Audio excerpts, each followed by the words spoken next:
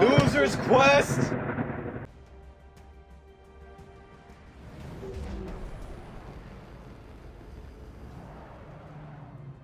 Hey everyone, it's your boy Rusty, starting a new series today called 1 Month Later. Okay, so maybe we're running a little late this month on our premiere episode. My bad. Well, either way, this review comes from a guy who's seen every single Marvel movie that came out in theaters, well, at least for the MCU, and I play a lot of video games, just to give you an accurate look at what I'm about. As you could already tell, this 1 month later will be Marvel's Avengers. Marvel's Avengers, which I will now refer to as just Avengers, is an interesting game to start this review series, as it's a game as a service, meaning that in theory this game is going to keep evolving as they add content and characters. So this review will probably age pretty horribly, as the game will look really different, maybe even a month from now. But I don't think so. I don't think the Hawkeyes will be out by the time I upload this. Here's hoping. But seeing as I don't really have friends, this review is mostly just gonna cover playing single player, playing the story. I debated even getting this game, to be honest, but once I saw the story trailer, I decided to commit. The story's good, even for a world that's overly saturated with the MCU, which is all people know about Marvel by now. It follows Kamala Khan, a fan of the already established Avengers, so you know, we're avoiding all those origin stories, so that's fun. We'll scratch that.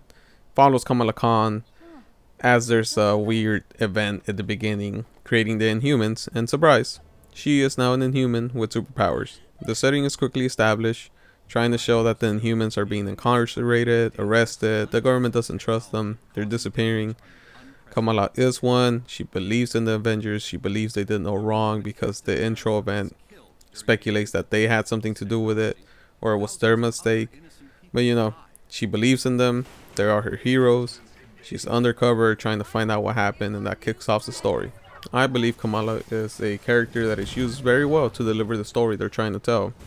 Yeah, she could be a little annoying and fangirly at times, but she's a perfect fit for the pre-established world that we're in. But like I said, let me calm down. It's not the greatest story. It's a little basic because the intro you already know. The Avengers aren't probably the bad guys, but you know, you're slowly trying to figure it out and you're invested in her. I also enjoy that from the trailer, so it's not really a spoiler. MODOK's gonna be the main villain. I don't know what other villains are on there. If you played the demo or the beta, I mean, you saw at least one more, but that happens pretty early on, so I don't even know if I'll show him on screen.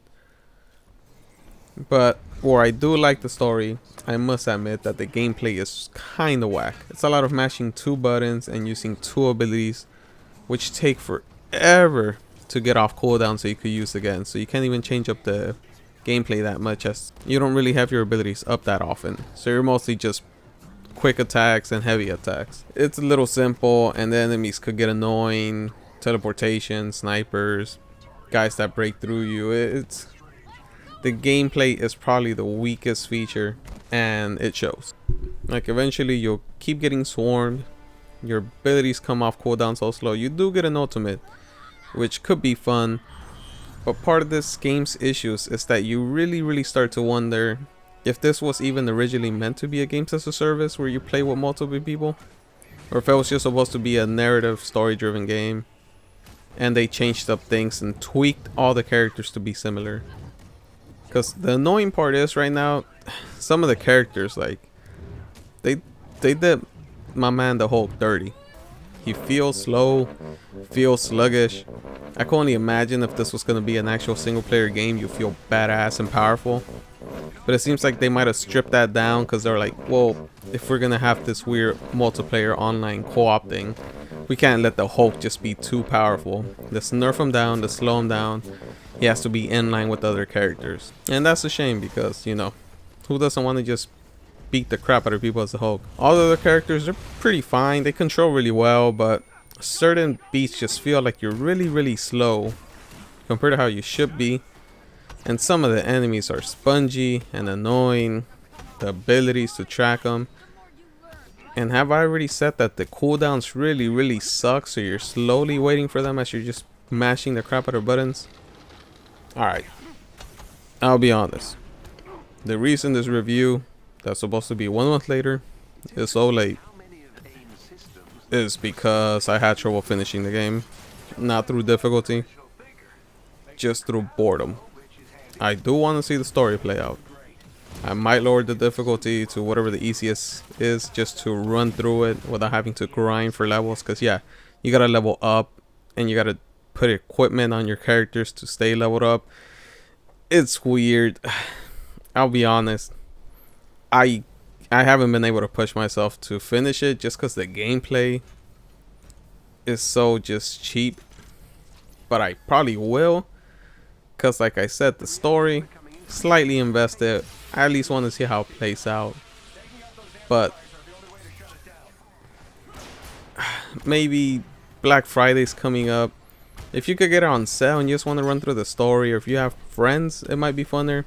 It's not the best thing for me because I don't have people to play it with, so I'm sure that knocks it down a lot compared to other people. But to be honest, if you don't have friends and you don't want to play with randos, this game might not be for you. Because I was playing it normally for the first 2 days of release, and then I just got kind of bored and annoyed. So sadly, I'm gonna have to say I didn't finish it, so that can be a good sign. Story's kind of interesting. I'll be quick, I'll be harsh. Shit, I'll just throw it out there. Maybe 3 out of 10. That might be too high. But I'll be honest, I didn't finish this review for one big particular reason. I've been playing a different game that also just came out. Well, it came off beta. It might still be in beta. I'm not sure. I'm just playing this shit. I don't even know how many hours I got in it, but I am digging it. So this review is being taken over by Spellbreak. Let me guess. Your Review. It was. And it was beautiful. Spellbreak It was like most games. too many mouths, not enough to go around. I know. If you are a random person who's bored enough to be even watching my shitty video, you're like, hey, I came here for an Avengers review. What the hell is this? My bad. I'm just saying this, a game that took over, came out, someone told me about it, I ran it, it came out, and I never played Avengers again. I'll probably pass it, but yo, Spellbreaker, I don't really like Battle Royales. I haven't played any. I did a match of Fortnite, never tried it again. Didn't give anything else a chance. I'm sure Apex is dope, or, you know, shout out to Titanfall and Needed More Love. If you got time, it's free to play. I'd probably pick that up instead. Shit, that's just like a 7 out of 10 right now. Just go play that. Wait for Marvel's Avengers to go on sale. If you want to just play the story, then just throw it on easy and just run through that shit, because I don't even think you could do the story with friends. You do side missions and story solo. The story's good. I do want to play it out, but the game, it ain't it. I don't know how it's gonna end up. Hopefully it doesn't end up another Anthem. If it does, RIP. Marvel's Avengers, 2 out of 10. Yeah, I know I said 3 earlier, but Jesus Christ, I couldn't even pass it in a month. Go play Spellbreak.